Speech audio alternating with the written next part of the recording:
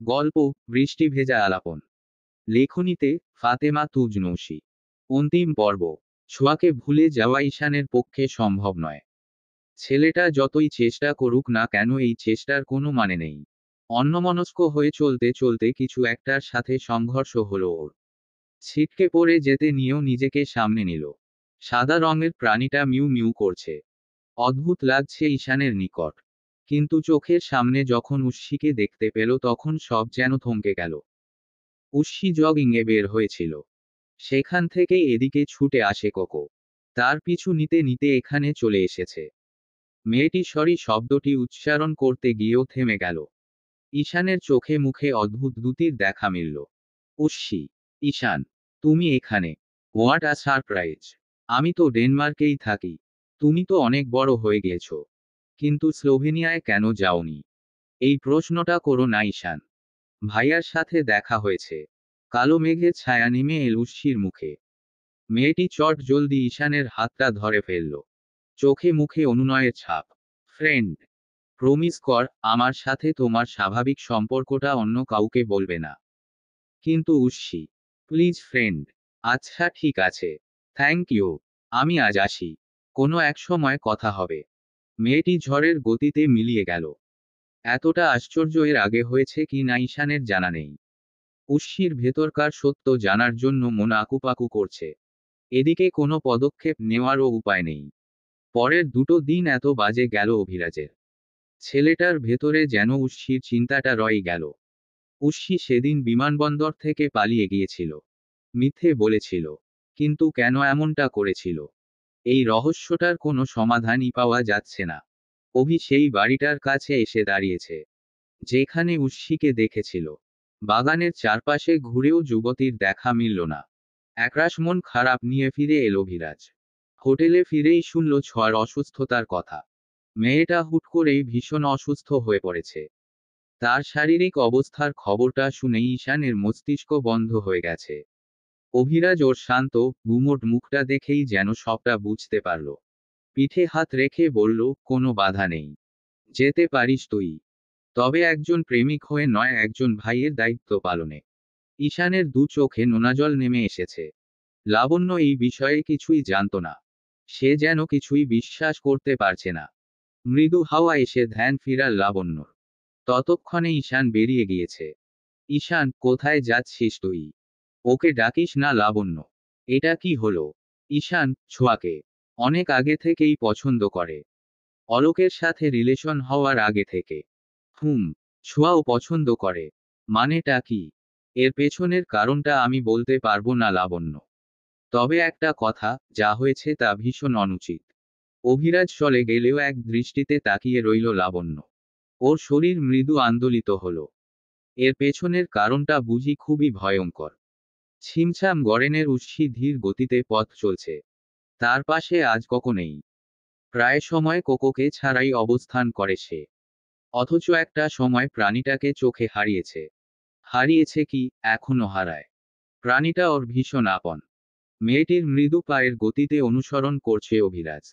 সে খুব ধীরস্থির ভাবে আগাচ্ছে। মনের ভেতর এত প্রশ্ন থাকলেও সেগুলাকে বাড়তে দিচ্ছে না। উশ্সির দু চোখের ভাষা পড়তে চাইছে। নিজের থেকে কিছু দূরে অভিকে দেখে দম বন্ধ হয়ে আসছে মেয়েটির। 20 বছর বয়সী সে যেন সেই কিশোরীতে ফিরে যেতে চাইছে। ছুটে গিয়ে ছেলেটার বুকে মাথা নুইয়ে দেওয়ার ইচ্ছে হয়। অথচ এমনটা সম্ভব নয়। কিছু সময় হবে। হুনা কিছুই বলল না মেয়েটি। অভি সম্মতি বুঝে নিয়ে বলল, ওই দিকটা চলো। এখানে অনেক ক্রাউড। ভদ্র মেয়েটির মতো এগিয়ে গেল উশ্সি। অভিরাজের ঠিক পাশে বসতে নিয়েও বসল না। মেয়েটি দূরে অবস্থান করাই অভি এগিয়ে গেল। দূরত্ব মিটিয়ে নিল। একটা সুবাসে ভরে উঠল তার মন। পেছনের কিছু জানতে চাইব না। শুধু একটাই প্রশ্ন। পথিমধ্যে থেমে রইল অভিরাজ। উশ্সি তার দিকে পূর্ণ নজর দিল এবার। দুজনের চোখাচোখি হল। 5 বছর পূর্বের মতো লাজুকহীন ভাবে চেয়ে আছে তারা। এখনো ভালোবাসো আমায়? এ প্রশ্নের বিপরীতে রকমারি উত্তর দেওয়ার অপশন থাকলেও অভিযানে এর উত্তর একটাই। তবু সে উশ্সির মুখ থেকেই শুনতে চায়। Answer me Ushi. এই প্রশ্নের কোনো উত্তর নেই। হ্যাঁ ধরে নিব তবে। 5 বছর পূর্বে সব ছেড়ে এসেছি আমি।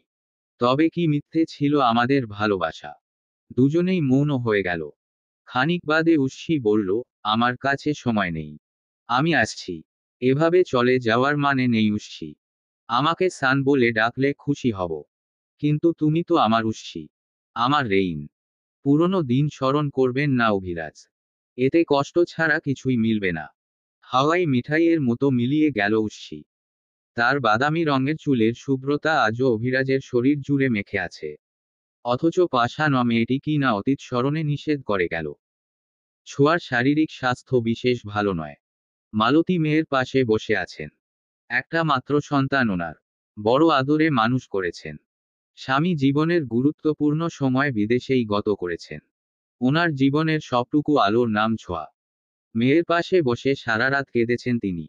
ইমার্জেন্সি টিকেটে দেশে এসেছে ঈশান। দরজার পাশে দাঁড়িয়ে সে। অলোক এসে ওকে দেখে অসন্তোষ হলো। কঠিন স্বর নেমে এল। এখানে কি করছো ঈশান? নিজের মলিন মুখটা স্বাভাবিক করল ঈশান। অলোকের চোখে মুখে অপ্রত্যাশিত বিরক্তির ছাপ। তবু গায়ে মাখল না ছেলেটা। ছোঁয়াকে দেখতে এসেছি। ইমার্জেন্সি ফ্লাইটে। হ্যাঁ। আর কেউ কেন এল না? শুধু তুমিই কেন এলে? কেমন প্রশ্ন করলে অলোক। প্রশ্নটা যুক্তিসম্মত। ছোঁয়ার হাজবেন্ড আমি। ওর বিষয়ে কেউ এক পা আগালে তা জানার অধিকার আছে আমার। একটা রাগ এসে স্পর্শ করে গেল ঈশানের চোখে মুখে। তার চোয়ালের পেশি উঠানামা করছে। অলোক এগিয়ে এসে ঠিক বরাবর দাঁড়ালো। আমার স্ত্রীর প্রতি কারো নজর আমি সহ্য করব না ঈশান সিনহা। ছোঁয়া তোমার স্ত্রী হওয়ার পূর্বে আমার কাজিন। সেটা ভুলে যেও না অলোক। শুধু কাজিন হলে আসলেই সমস্যা ছিল না আমার। ওর বিদ্রুপ মাখা কথাটা সহ্য হলো না ঈশানের। রাগের বসে কলার চেপে ধরল। তুই কি ভেবেছিস এত সহজে আমার হাত থেকে মুক্তি পাবি? মোটেও না। জোর করে সম্পর্ক করেছিস ওর সাথে। কখনো তোকে ভালোবেসেছে, কখনো ভালোবাসেনি। একটা আগাগোড়ায় ব্যান্ডেজ করা সম্পর্কের কোনো মানে হয় না। এর শাস্তি পাওয়ার জন্য প্রস্তুত থাকিস। হুট করেই অলোক হেসে উঠল। কলার ছাড়িয়ে নিয়ে বলল, এই রাগগুলো নিজের বাবা মায়ের উপর দেখালে কাজে দিবে ঈশান। অন্তত কিছু পাপ তো নামবে। আমার মা বাবা নিয়ে একটা কথা বললে তোর জিভ টেনে ছিঁড়ে ফেলবো অলোক। ওদের চেঁচানোর শব্দে চারপাশের মানুষজন কেমন করে তাকিয়ে আছে। একটা ভয়ঙ্কর পরিস্থিতির সৃজন হয়েছে। ঈশান দাঁতে দাঁত চেপে বলল, পরে দেখে নিচ্ছি। সবটা শোনার পর অভিরাজ বলল, তোমাকে নিষেধ করেছিলাম অলোক। কেন এমনটা করলে? আমি বাধ্য হয়েছি ভাইয়া। আমার স্ত্রীর দিকে অন্য পুরুষ ভালোবাসার চোখে তাকাবে, আমি সেটা মেনে নিব না। শোনো অলোক, ঈশানকে এই বিষয়ে আর একটা কথাও বলবে না। আর এতগুলো কথা বলার কোনো অধিকার নেই তোমার। মেয়েটি এভাবে অসুস্থ হয়ে পড়ল তোমার বেখেয়ালের জন্য। তারপরই রাগ মিশ্রিত কণ্ঠটা নিভে গেল। অভিকল কেটে দিয়েছে।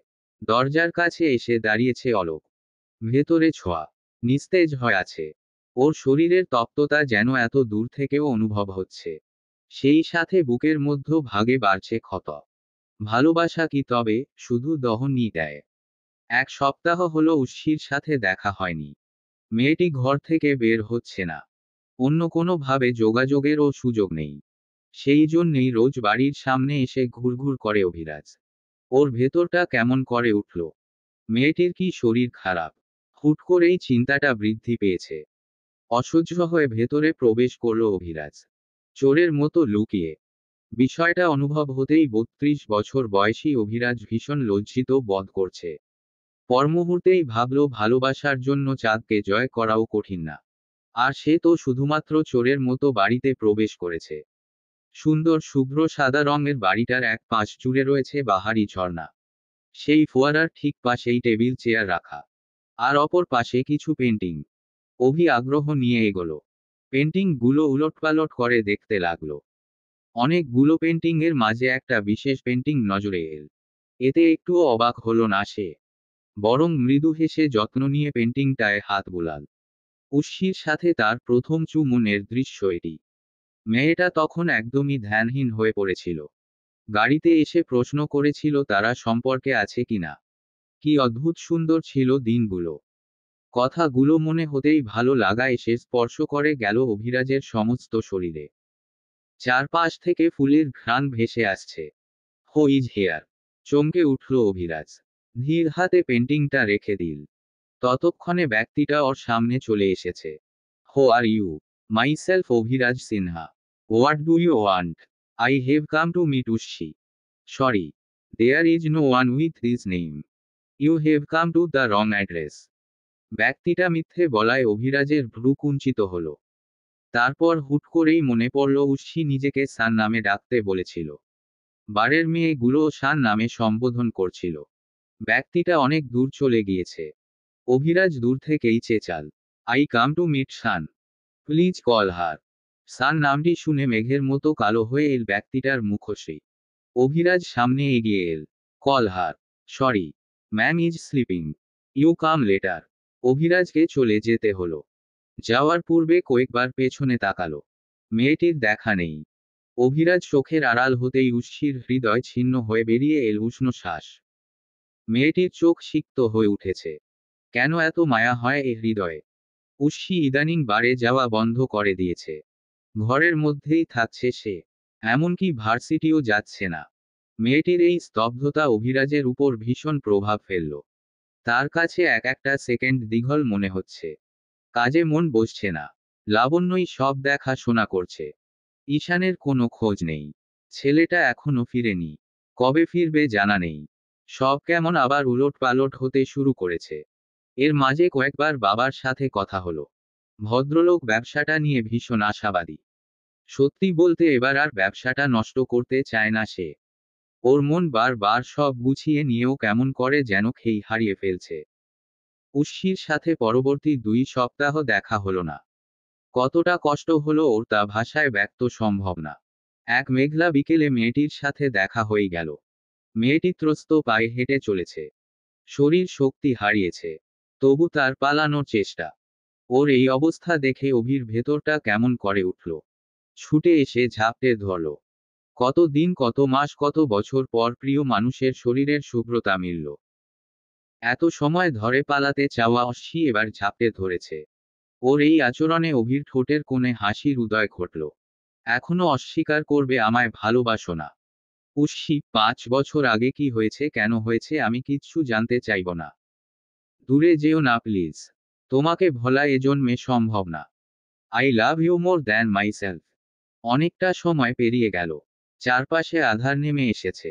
সেই সাথে বেড়েছে বাতাসের গতি। ঠান্ডা শীতল হয়ে উঠেছে শরীর। উশির শরীরে পাতলা ফিনফিনে পোশাক। তাও হাঁটুসম। মেয়েটির ভীষণ শীত অনুভব হচ্ছে। অভি একটু ব্যস্ততা অনুভব করল।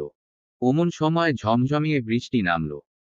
সেই বৃষ্টিতে দুজন প্রেমিক প্রেমিকা যুগল ভেসে যাচ্ছে। তাদের দুজনের তপ্ততা মিলিয়ে যাচ্ছে কোথাও। অন্যরকম ভালো লাগায় সিক্ত হচ্ছে প্রহর। আর সেই সুন্দর সময়টুকু শুষে নিতে ভুল করল না অভিরাজ। অভিরাজের কাঁধে মাথা এলিয়ে আছে উশি। মেয়েটির চোখ সামনের রাস্তাতে। সেখানে বিন্দু বিন্দু জল জমেছে। তারা দুজনেই ভিজে একাকার। অভিরাজ কত দিন পর এমন শান্তি অনুভব করছে। উশি তার পাশে বসে। শুধু পাশেই বসে নয়, বরং খুব নিকটে অবস্থান করেছে। তাদের দুজনের ঠোঁটেই সেই স্বাদ লেগে আছে। প্রিয়তমার বাদামি রঙা চুলে হাত গলিয়ে দিল অভিরাজ। ছেলেটার হাতের মাদকে উশির দু চোখে ঘুম নেমে এল। সেই দুহাতে চেপে ধরল অভিরাজের বাহু। সেই সাথে উচ্চারণ করল, এভাবেও ভালোবাসা যায় অভিরাজ? যায় তো। 5 বছর পর এসেও তুমি একইভাবে আমায় ভালোবেসে যাচ্ছ। অথচ আমি তার যোগ্য নই। এভাবে বলে না অশ্বি।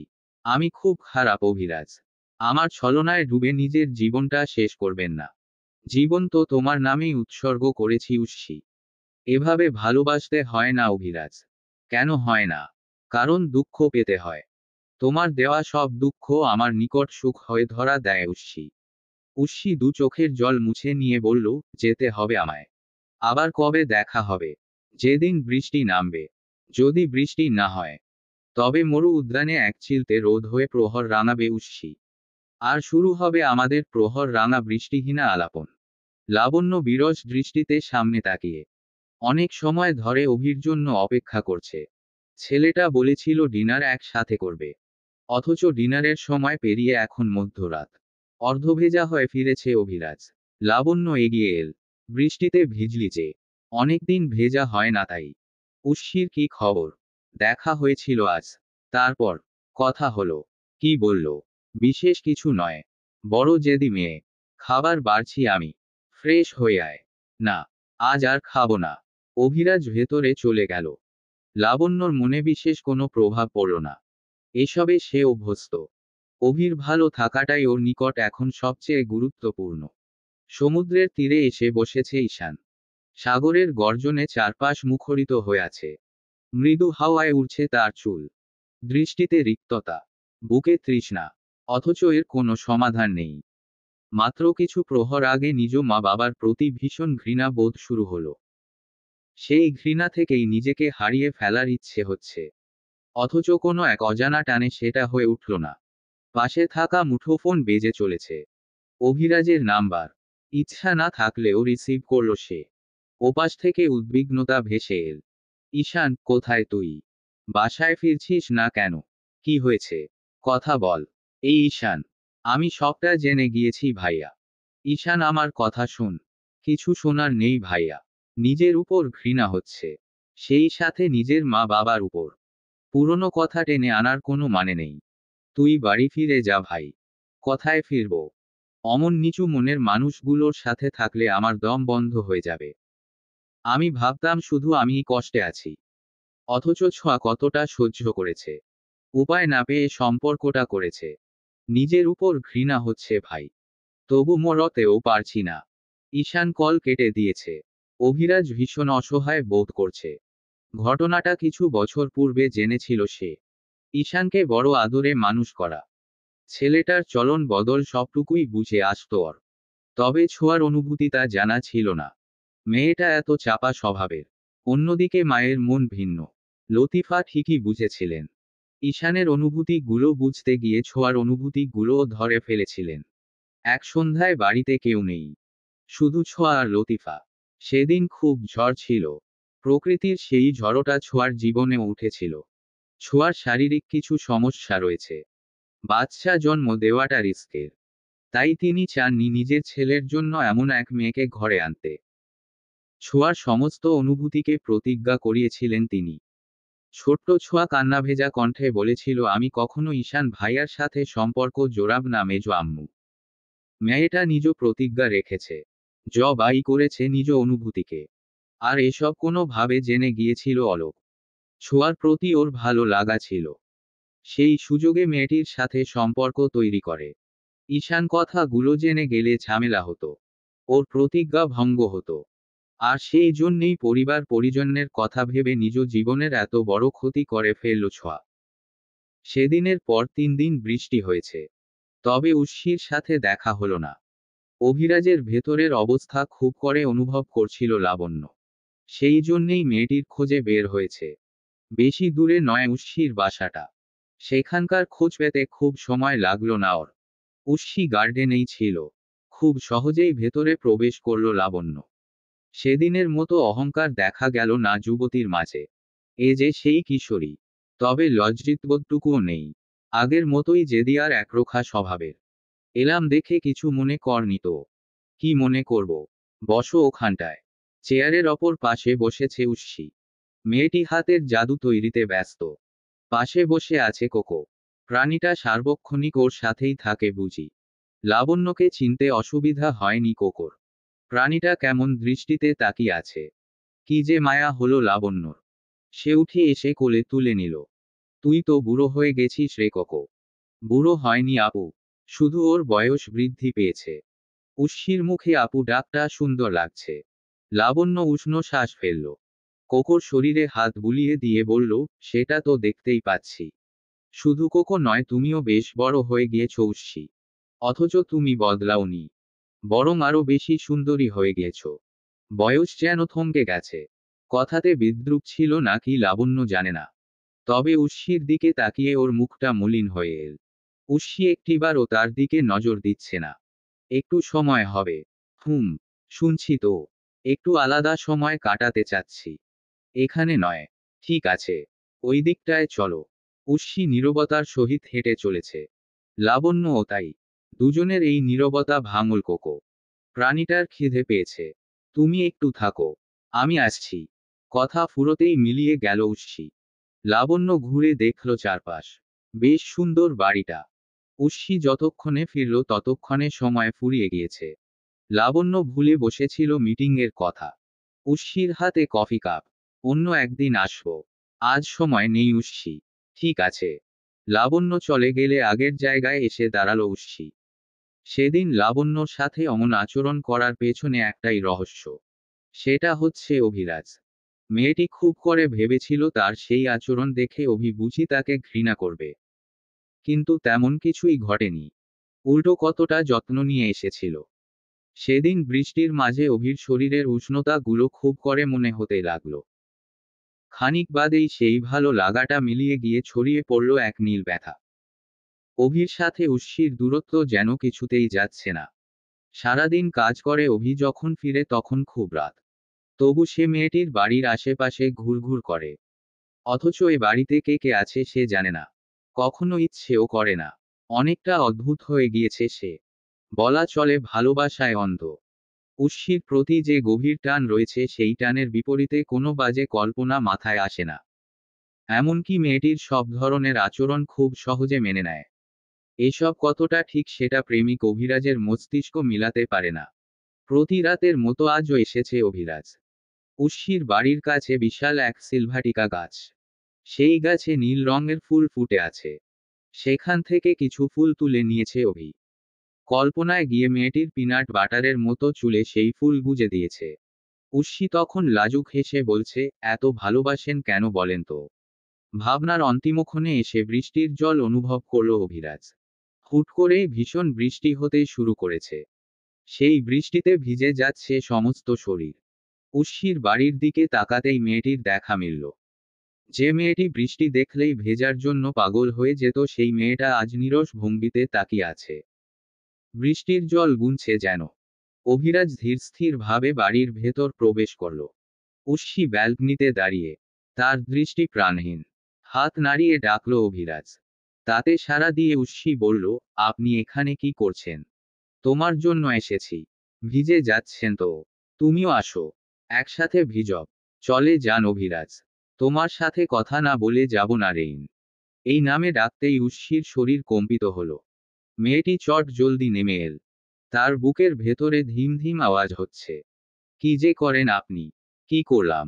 এই রাতের আধারে ভরা বৃষ্টিতে চলে এসেছেন। এটা নিশ্চয়ই নতুন নয়। নতুন না হলেও সময় তো পেরিয়েছে। তাতে কি যায় আসে? অনেক কিছু যায় আছে। কেমন? তখন আমরা সম্পর্কে ছিলাম। আর এখন? এ প্রশ্নের উত্তর মিলল না। উর্ষি কিছুটা এগিয়ে এসে অভিরাজের গালে স্পর্শ করল। মেয়েটির খুব কান্না পাচ্ছে। এভাবে দ্বিতীয়বার ভালোবাসায় আটকে ফেলবেন না অভিরাজ। সহ্য করার মতো শক্তি আমার নেই। আমার ভালোবাসার সবটুকু উত্তাপ তোমার জন্য উর্ষি। ৩২ বছর বয়সেও একইভাবে পাগলামি করতে পারি। তবে আমি পারি না। কেন পারো না? কিশোরী নই এখন। যুবতী হয়ে গেছি। সমস্যা কি তাতে? জানি না। আজকের পর আর কখনো আসবেন না মিস্টার রাগী। এবার আমি শেষ হয়ে যাব। মেয়েটির চোখের জল বৃষ্টির জলের সাথে মিশে যেতে লাগলো। অভির যে কি হলো? সে তৎক্ষণাৎ কাছে টেনে নিল ওকে। আলতো হাতে পিঠে হাত বুলিয়ে বলল, কিচ্ছু হবে না উর্ষি। সব ঠিক হয়ে যাবে। তুমি ভরসা রাখলে অভিরাজ চাঁদকেও মাটিতে এনে দিবে। উর্ষি একটা শব্দও করল না। এমনকি নড়লও না। বরং একই ভঙ্গিতে থেকে ছেলেটার শরীরের উষ্ণতা প্রাণ ভরে নিতে লাগলো। তার ভেতরটা কেমন সতেজ হচ্ছে ক্রমশ। সুন্দর মুহূর্তটুকুর লোভ সামলাতে পারছে না। এত দুঃখ বেদনার মাঝেও হেসে উঠল মেয়েটি। যেই হাসির সাথে ধুয়ে যেত লাগলো বিগত 5 বছরের বেদনা। তারপরের দিনের ঘটনা। হাতে সময় থাকাতে উর্ষির বাড়িতে এল লাবণ্য। মেয়েটিকে দেখে আগের দিনের মতো খুশি হলো না উর্ষি। বরং একটা তাড়াহুড়ো দেখাতে লাগলো। লাবণ্য সময় নিয়ে দেখল ওকে। সেই দৃষ্টি লক্ষ্য করেই উর্ষি প্রশ্ন ছুড়ল, কিছু বলবে? একটা কথা তখন থেকে মাথায় ঘুরপাক খাচ্ছে। কি? তোমার বদল? কেমন? গতদিন কতটা সমাদর করেছিলে। আজই পাল্টে গিয়েছ। কোথাও যাচ্ছ নাকি? না তো। তোমার মোমো পাপা এখানেই থাকেন। উহু। তাহলে? একাই থাকি। উর্ষির ভেতরটা কেমন আন্দোলন শুরু করেছে। সে যে ব্যস্ততা লুকাল তা বেশ ভালোই বুঝল লাবণ্য। ঘরে নিবে না উর্ষি। নাকি বাইরে থেকেই ভিডিও দিবে? তেমন নয়। চলো ভেতরে। উর্শির বাড়িটা বেশ ভালোই বড়। এখানে একাধিক মানুষের বাস নেই। চারপাশ ঘুরেই সেটা বুঝতে পারল লাবণ্য। উর্শির রুমের দেয়ালে অভিরাজের ছবি আঁকা। লাবণ্য সেগুলোতে হাত বুলিয়ে বলল, অনেক দিন ধরে এগুলো করেছ? হুম। এর মানে অভিকে এখনো ভালোবাসো? কালো মেঘের ন্যায় বর্ণ ধারণ করল উর্শির মুখটা। ওর এই রং পরিবর্তন দেখে লাবণ্য বলল, অনেক বড় হয়ে গিয়েছ উর্শি। তবে অভিজ্ঞতার দিক থেকে তোমার থেকে 11 বছরের বড় আমি। এসব শুনতে ভালো লাগছে না আপু। লাবণ্য অন্যদিক ফিরে রইল। ঘরটা ভীষণ অগোছালো হয়ে আছে। উর্শির অসহায় দুটো চোখ। অপরাধবোধ আর খারাপ লাগাটা বেড়েই চলেছে। ওর শারীরিক স্বাস্থ্যও কিছুটা ভালো নয়। সেটা লক্ষ্য করেছে লাবণ্য। তুমি কি অসুস্থ? না তো। কেমন মলিন দেখাচ্ছে। ঘুম হয়নি গত রাতে, তাই এমন লাগছে। এক কাপ কফি পেতে পারি? হ্যাঁ নিশ্চয়ই। উর্শি নিচে যেতেই বেডের উপর বসল লাবণ্য। তারপর কি মনে করে উঠে গেল। চারপাশ ভালো করে পরখ করে নিতেই একটা ভয়ঙ্কর সত্য ওর চোখে ধরা পড়ল। মৃদু আন্দোলিত হলো ওর শরীর। ঘোলাটে হয়ে এল চোখের দৃষ্টি। অভি কোথায় আছিস তুই? শহর থেকে একটু দূরে আছি। কেন? দ্রুত আয় প্লিজ। কি হয়েছে লাবণ্য? তুই প্লিজ আয়। লাবণ্য, আমাকে ফাইলগুলো সাইন করাতে হবে। আজকের পর আর সুযোগ পাবো না। অভি, উর্শি।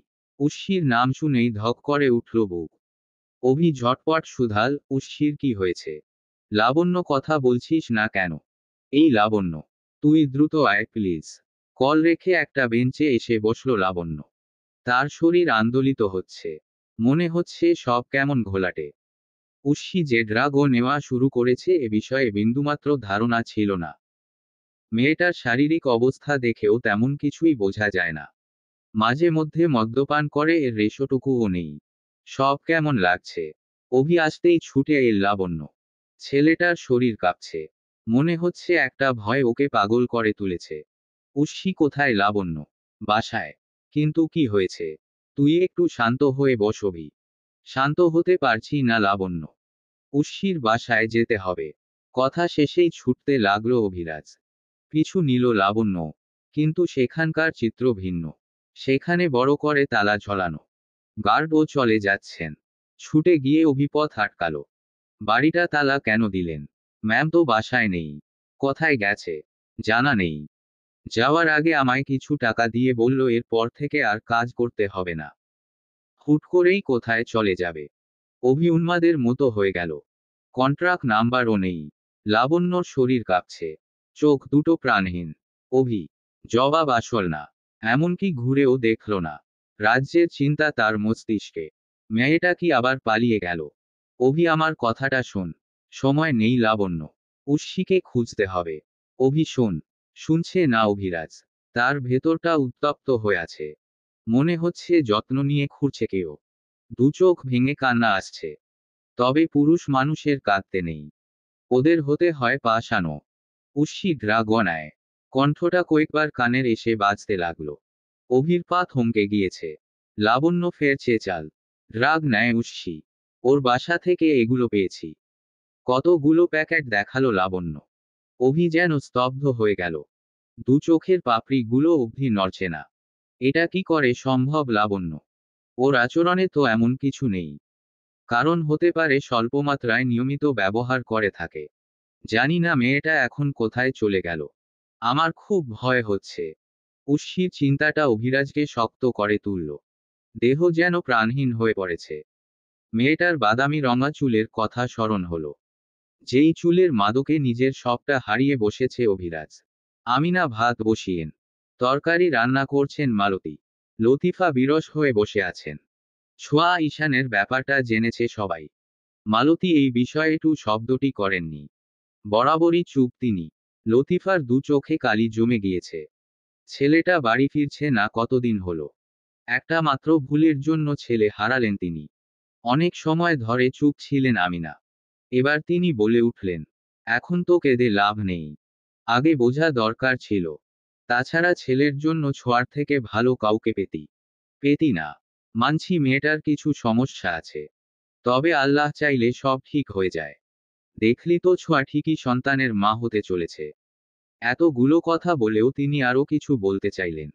মালতী হাত ধরে ইশারায় না করলেন। লতিফার থেকে একটি শব্দও শোনা গেল না। খানিক বাদে আমানের দেখা মিলল। ভদ্রলোক কয়েকদিন হলো দেশে ফিরেছেন। আজীবন টাকার পেছনে ছুটে গিয়েছেন। মেয়ের অসুস্থতার কথা শুনে না এসে পারেননি। মালতী স্বামীকে চা এনে দিল। ভদ্রলোক চা কাপ রেখে বললেন, সব গুছিয়ে নেও মালতী। কোথাও যাবে তোমরা? চুলার পাওয়ার কমিয়ে দিয়ে ড্রয়িংয়ে এসে দাঁড়ালেন আমিনা। আমানের মুখে কালো মেঘের ছায়া। হুট করেই আমিনার মন কু গাইছে। আমরা চলে যাব বড় ভাবি। চলে যাবে মানে?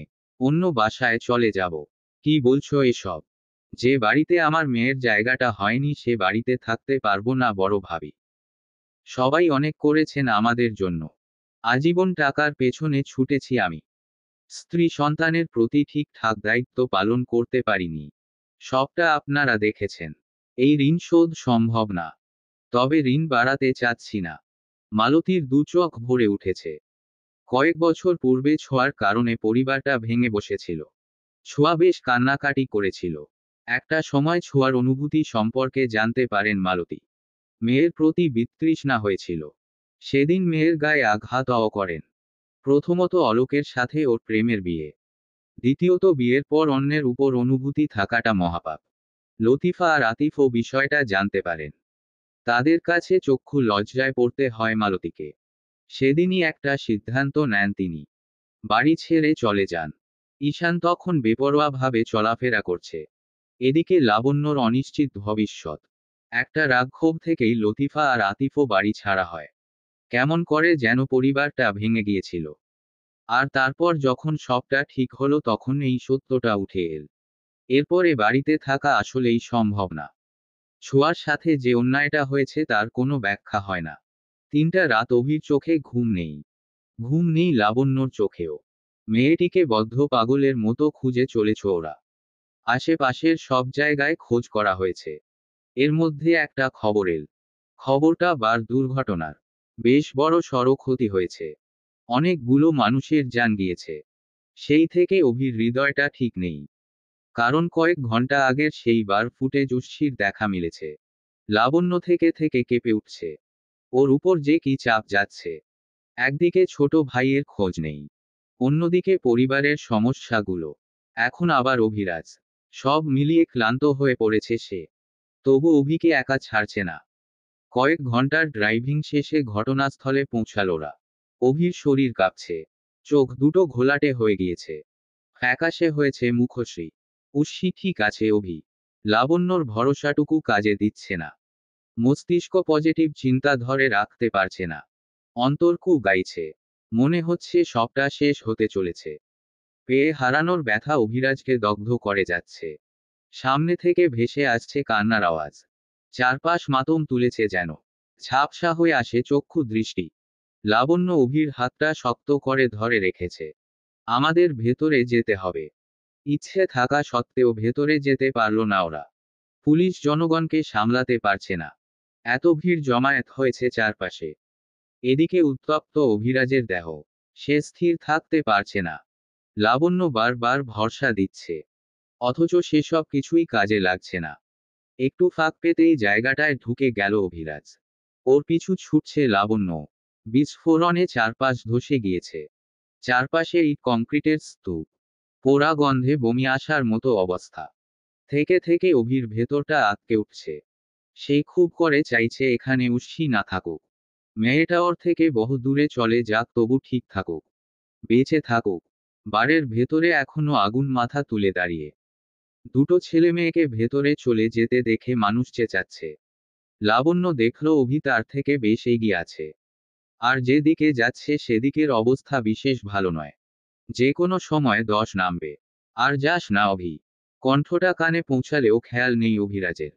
সে শুধু উষ্ণিকে খুঁজে চলেছে। একটু পর পর আগুনের বড় বড় স্তূপ জ্বলছে। লাবণ্যর বুকের ভেতর ছোট করে উঠল। সে বার চেঁচাচ্ছে। তবে শুনছে না অভিরাজ। ওর ধ্যান জ্ঞান সব হারিয়ে গেছে। ভেতরে চলে এসেছে অভিরাজ। চারপাশ থেকে ধোঁয়া আসছে। কাশি উঠে গেল ওর। কাশতে কাশতে নজরে এল কোকোকে। প্রাণীটা মেঝেতে পড়ে আছে। শরীরে রতে দাগ। অভি ছুটে গিয়ে ধরল ওকে। কোকো, কোকো কি হয়ে গেল তোর? প্রাণীটার খুব কষ্ট হচ্ছে। সে তবু মিউ শব্দটা উচ্চারণ করল। অভির পুরো শরীরে শক লেগে গিয়েছে। কোকোকে বুকে জড়িয়ে আছে সে। উশ্শিকে কোথাও দেখা যাচ্ছে না। সে কি করবে বুঝতে পারছে না। পা চলছে না। দু চোখে টলমল করছে অশ্রু। কোকোর আর্তনাদ কানে পৌঁছাচ্ছে। বাঁচবে কি না জানা নেই। এক আকাশ সম কষ্ট নিয়ে কোকোকে নিয়ে বের হবে অমন সময় মেঝেতে অবিন্যস্ত ভাবে ছড়িয়ে থাকা বাদামি চুলগুলো নজরে এল। আমি খুব বাজে হয়ে গিয়েছি তাই না? কথা বলেন না কেন? আমাকে বাজে দেখাচ্ছে নিশ্চয়ই। খুব বিশ্রী। Like beast. খুব খারাপ দেখাচ্ছে আমায়। আপনি আমাকে আর ভালোবাসবেন না তাই না? একটা বাজে দেখতে মেয়েকে কেন কাছে টানবেন? অতীতে বলা অশ্লীল কথাগুলো স্মরণ হতেই মৃদু আন্দোলিত হয়ে ঘুম ছুটে গেল অভিরাজের। কিছু সময় ধরে চোখ লেগেছিল তার। সামনেই শুয়ে আছে উশ্শি। মেয়েটার হাতে ক্যানলা। মুখে অক্সিজেন মাস্ক। কতটা বাজে সময় যাচ্ছে বলার মতো না। শরীরের বেশ কিছু জায়গায় আঘাত লেগেছে। শ্বেত রঙা শরীরে ফুটে উঠেছে সেসব। অভির ভেতরটা চৌচির হয়ে এল। বাদামি রঙা চুলে হাত বুলিয়ে দিচ্ছে। শান্ত, ধীর, স্থির কণ্ঠ। You are beautiful rain. You are as beautiful as a flower. As bright as the sun. উশ্শির নরম তুলতুলে হাতটা মুঠো বন্দি করল অভিরাজ। সেখানে তার উষ্ণ ঠোঁটের তাপ ছড়িয়ে যাচ্ছে। চারপাশ থেকে মিষ্টি এক সুবাস আসছে। উশ্শির শরীরের মাতাল করা সুবাসটা বরাবরের মতোই উন্মাদ করে তুলে। মৃদু বাতাস এসে ছুঁয়ে যাচ্ছে শরীর। লাবণ্য বাইরে থেকে দৃশ্যটা দেখতে পেল। গতদিন অভির অবস্থা ছিল খেইহারা মাছির মতো। মেয়েটিকে কোলে তুলে নিয়ে উন্মাদের মতো আচরণ করেছিল। লোকজন দেখেছিল এক পাগল প্রেমিকের আর্তনাদ। গতরাত থেকেই উশ্শির পাশে বসে আছে। এখনো জ্ঞান ফিরেনি মেয়েটির। খুব বেশি ক্ষতি না হলেও শরীরের অবস্থা বিশেষ ভালো নয়। নানান ধরনের নেশা জাতীয় পানীয় আর দীর্ঘদিন ধরে ড্রাগ নেওয়ার ফলে শরীর দুর্বল হয়ে পড়েছে। সেই জন্যেই জ্ঞান আসতে সময় নিচ্ছে। লাবণ্য উষ্ণশ্বাস ফেলে ভেতরে এল। অভি অলসহীন তাকিয়ে খুঁটিয়ে খুঁটিয়ে দেখছে যুবতীকে। 5 বছর যেন একটা সংখ্যা মাত্র। এই 5 বছরে মেয়েটির রূপ জৌলুস কয়েক গুণ বৃদ্ধি পেয়েছে। মনে হচ্ছে মেঘ থেকে নেমে আসা প্রথম জলবিন্দু। কিংবা ফুলের শখ থেকে সৌন্দর্য পাপড়ি। খারাপ সময়টাতেও অভির ঠোঁটনয় প্রসারিত হলো। শক্তপোক্ত হাতের থাবাতে উশ্শির ছোট্ট নরম হাতটা আরো বেশি করে জড়িয়ে নিল। ফ্রেশ হয়ে নে। হুম। অভি চলে যেতেই পাশে বসল লাবণ্য। উশ্শি যেন ঘুমিয়ে আছে। মেয়েটির রূপ লাবণ্য একটুও কমেনি। এই যে এতটা ঝড় নেমে গেল তারপরও কতটা স্নিগ্ধ লাগছে ওকে। অভি ফ্রেশ হয়ে এসেছে। তার শরীরটা মৃদু দুলছে। খাবার আনতে দিয়েছি। জানি বাইরে যাবি না। এ কথার পৃষ্ঠে কথা বলল না অভিরাজ। সে উশ্শির প্রসঙ্গে চলে গেল। ওর জ্ঞান কখন ফিরবে? ডাক্তারের সাথে আলোচনা করেছি। বলেছে আরো কিছুটা সময় লাগবে। অত বড় ঘটনার মধ্য দিয়ে গিয়েছে। শরীরের বিরাম প্রয়োজন। হুম। ছোঁয়া ঈশানের ব্যাপারে সবটা জানতি। শুরুতেই জানতাম না। ছোঁয়ার সাথে অলোকের সম্পর্ক হওয়ার পরে জেনেছি। যদিও ঈশানের অনুভূতি ধরা ছোঁয়ার বাইরে ছিল। প্রথমে ধরতে পারতাম। তবে ওর ভবঘুরে স্বভাবের জন্যে শতভাগ নিশ্চিত ছিলাম না। তারপর কিভাবে নিশ্চিত হলি? উশ্শি বলেছিল। উশ্শি। হুম। কেমন করে যেন বুঝে গিয়েছিল। তবে তখন কিছু করার ছিল না। ভেবেছিলাম ছোঁয়া জীবনে এগিয়ে গিয়েছে। কিন্তু ওদের সম্পর্কটা যে জোর করে করা সেটা জানা ছিল না। তাছাড়া চাচু আর মেঝো মা চায়নি ছোঁয়া তাদের ছেলের বউ হোক। লাবণ্য হতাশার নিঃশ্বাস ফেলল। ছোঁয়াকে কত আদরে বড় করা হয়েছে। সর্বদা মেয়ের মতো আদর দিয়েছে। অথচ ছেলের বউ হিসেবে নাকি মেনে নিতে পারছিল না। সত্যিকার অর্থে মানুষ স্বার্থপর। এর মধ্যেই খাবার এসে গেল। লাবণ্য খাবার বেড়ে এগিয়ে দিল। তুইও খেয়ে নে। আমার জন্য অনেক প্রেসার যাচ্ছে তোর। মৃদু হাসল লাবণ্য। অভির জন্য তার ভেতরটা সবকিছু করতে প্রস্তুত। খাওয়া শেষে ঈশানের নাম্বারে ডায়াল করল অভিরাজ। ছেলেটা ওর কল ঠিকই রিসিভ করল। বাড়ি ফিরছিস না কেন? আমার কেউ নেই ব্রো। আমি একা। কেউ নেই আমার। এসব বলতে নেই। যা হবার তা হয়ে গিয়েছে। তুই ফিরছিস। আর সেটাও খুব দ্রুত। সম্ভব না ব্রো। ফিরে এসে বাড়িতে দেখতে চাই। সব শেষে পরিবারটা ঠিক থাকা চাই। ছোঁয়া যেন কখনো না ভাবে তার জন্য পরিবারটা ভেঙে গেল। অভি কল কেটে দিল। ঈশান শান্ত সমুদ্রের দিকে তাকিয়ে আছে। ওর হৃদয়ের যন্ত্রণাটা কেউ বুঝে না। উষ্ণির জ্ঞান এল দুপুরে। অভি তখন কাছে ছিল না। মেয়েটার মৃদু গোঙানি শোনা যাচ্ছে। শুরুতেই দেখা মিলল লাবণ্যর। তার কোটরে যাওয়া দুটি চোখ। উষ্ণি তার ঘোলাটে মনির দৃষ্টি দিয়ে বাইরের দিকে তাকালো। সূর্যের আলো দেখা যাচ্ছে। অর্থাৎ এখন রাত নয়। বারের ঘটনার পর আর কিছুই স্মরণ করতে পারছে না। বেশ চাপ সৃষ্টি হলো মস্তিষ্কে। ওর অবস্থা বুঝতে পারছে লাবণ্য। কাছে এসে আদুরে হাতে গাল স্পর্শ করল। মেয়েটির কোমল ত্বকের উষ্ণতা অনুভব হলো। সেই সাথে মৃদু হাসির উদয় ঘটল অধরে। কেমন লাগছে বাবু? উষ্ণি ধীর স্থির ভাবে তাকালো। লাবণ্য তাকে বাবু বলে ডেকেছে। তার মানে কি সে কিশোরী বয়সে ফিরে গেছে? এই সেই লাবণ্য যাকে দেখলে মন ভালো হয়ে যেত ওর। আর অভি, সে কোথায়? অনেক দিন পর হালকা অনুভব হচ্ছে উষ্ণি। তোমাকে পুনরায় ফিরে পাওয়ার আনন্দ অনুভব হচ্ছে। উষ্ণি একটা কথাও বলল না। আসলে তার মুখ থেকে বাক্য উচ্চারণ হচ্ছে না। সে চেয়ে রইল। তারা বাদামি রঙা চুলগুলো এলোমেলো হয়ে আছে। ফ্যাকাশে ঠোঁট। যেন নেতিয়ে যাওয়া গোলাপের শেষ পাপড়িটি। অভির প্রবেশ ঘটল কিছু সময় পর। উষ্ণি তখন আধশোয়া হয়ে। লাবণ্য নেই। সে ডাক্তারের সাথে কথা বলতে গিয়েছে। আয়নায় অভির ছবি দেখা যাচ্ছে। শিউরে উঠল উষ্ণি। তাকালো ঝটপট। যতটা সম্ভব। অভির ভেঙে পড়া মুখটা নজর কেড়েছে। চোখের দৃষ্টিতে ব্যথা অনুভব হলো। মনে হচ্ছে 5 বছর পূর্বে ফিরে গিয়েছে ওরা। অস্পষ্ট স্বরে ডাকছে মেয়েটি। দূর থেকেই অভি বলল, চুপ করে বসে থাকো। উষ্ণি তাই করল। নড়ল না অভি। অভি ভেতরে এসেছে। তার চলন বলন যেন শান্ত সমুদ্রের মতো। হাতে ব্যান্ডেজ নিয়েই এগিয়ে এল ছেলেটা। দুহাতের সাহায্যে স্পর্শ করল মেয়েটির মুখ। তোমার কিছু হয়ে গেলে অভিরাজ মরে যাবে রেইন। কোনো কিছুর বিনিময়ে তোমাকে হারাতে চাই না। আমি বড় ভালোবাসি তোমায়। উষ্ণি উত্তর করছে না। তার চোখে জল। লাবণ্য খানিক বাদে এল। ততক্ষণে অভি তার চোখের জলটুকু মুছে নিয়েছে। কোকোকে অবজারভেশনে রাখা হবে। প্রাণীটার কথা স্মরণ হতেই আঁতকে উঠল যুবতী। অভি উঠে গিয়েছে। সে দেখল উষ্ণি কিছু বলতে চাইছে। তবে অতিরিক্ত উত্তেজনায় বলতে পারছে না। অভি ওর মুখের ভাষাটা যেন বুঝে নিল। হাত দুটো বাড়িয়ে বলল, কোকো ঠিক আছে। উষ্ণির দু নয়নে জল চকচক করছে। স্মরণ হচ্ছে সেই সময়টার কথা।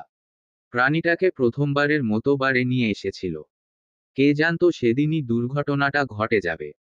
সব থেকে বড় কথা, অশ্বিকে রক্ষা করতে গিয়ে আঘাত পেয়েছে কোকো। প্রাণীটা যদি ছুটে এসে ওর উপরে গিয়ে না পড়তো তবে উষ্ণির জীবন বাঁচানো মুশকিল হয়ে যেত।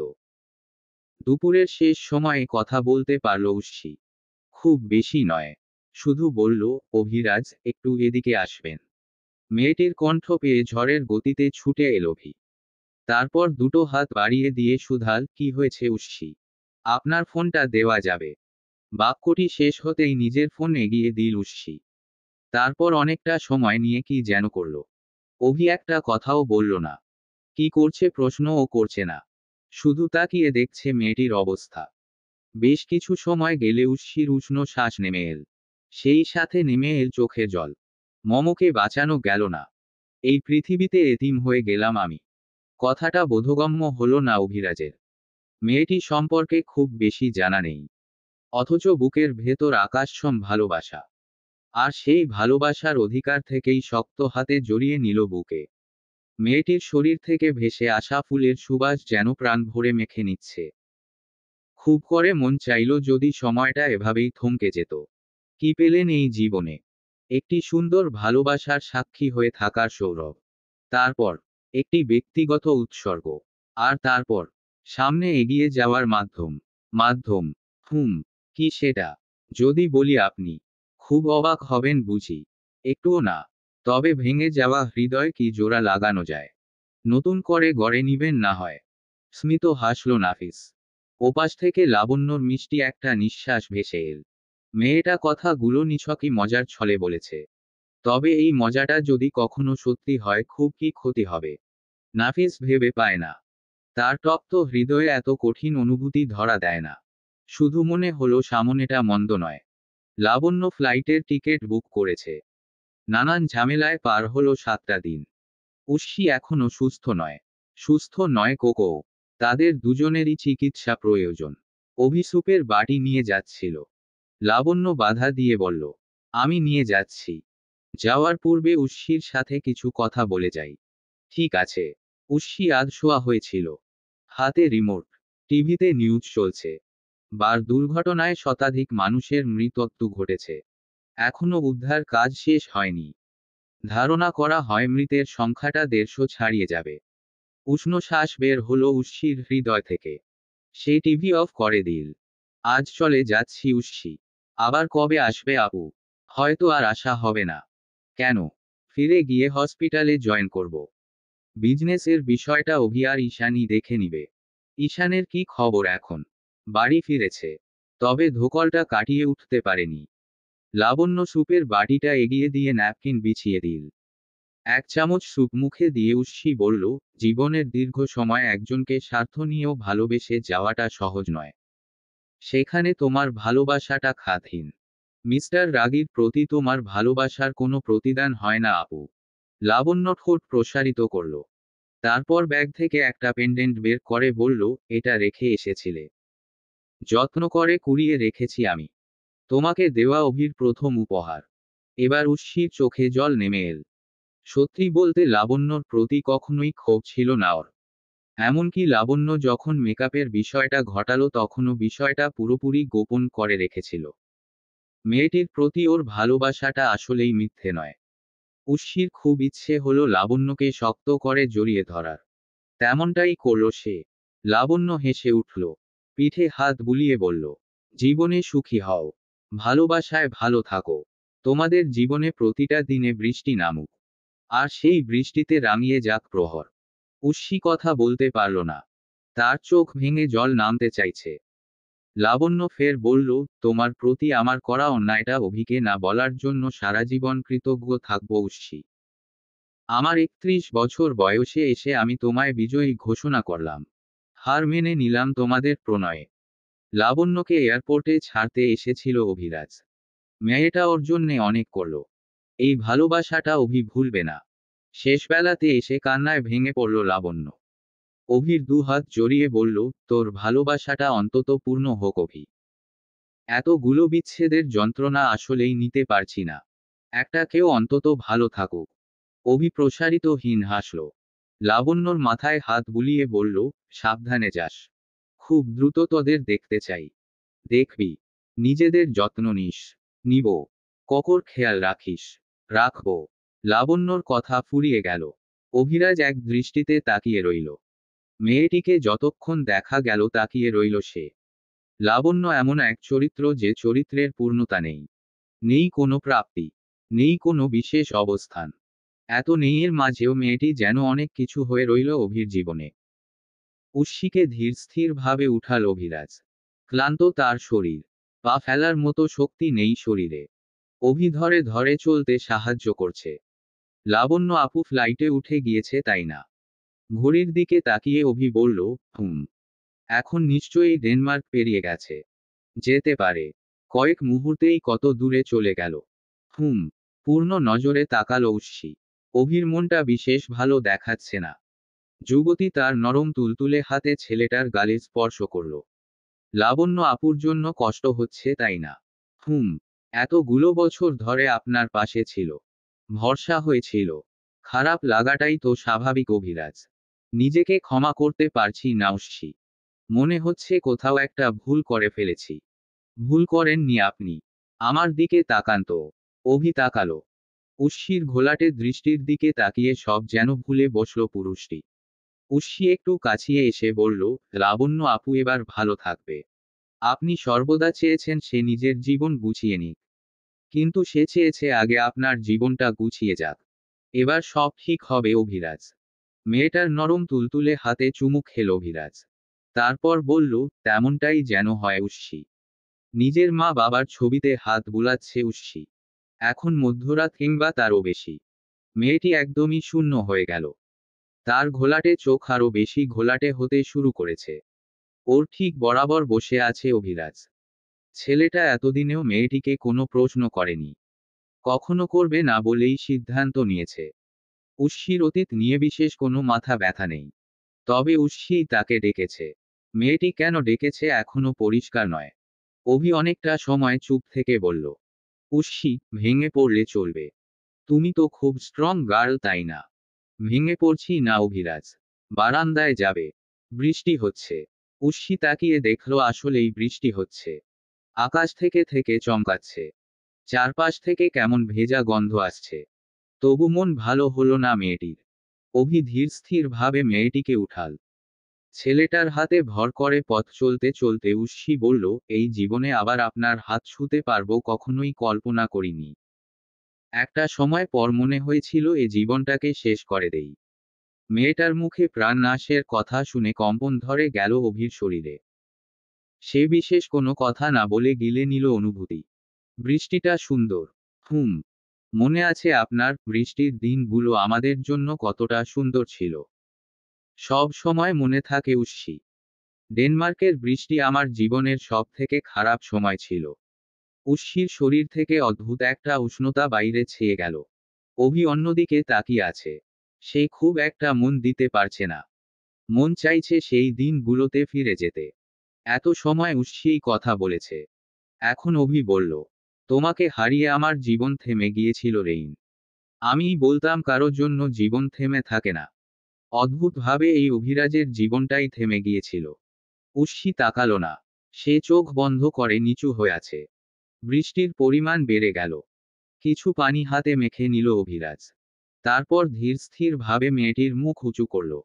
উর্ষির দু চোখে কান্না নেমেছে। অভি চোখেও জল। একে অপরকে পেয়ে যাওয়ার পরেও বুকটা অশান্ত হয়ে আছে। কেন এত ব্যথা? এর উত্তর ছিল না। অভিরাজ মেয়েটার নরম কোমল হাত মুঠোয় নিয়ে বৃষ্টির জল লাগালো। ভালো লাগছে। হুম। একটু থেমে রইল উর্ষি। তারপর বলল, বুকে মাথা রাখি। মেয়েটির কথা শেষ হওয়ার সাথে সাথে নিজেই কাছে টেনে নিল অভিরাজ। ওর শরীরের গন্ধটা পেয়ে যেন একরাশ স্বস্তি পেল উর্ষি। তারপর অনেকক্ষণ ওভাবেই থেমে রইল। খানিক বাদে বৃষ্টিও থেমে গেল।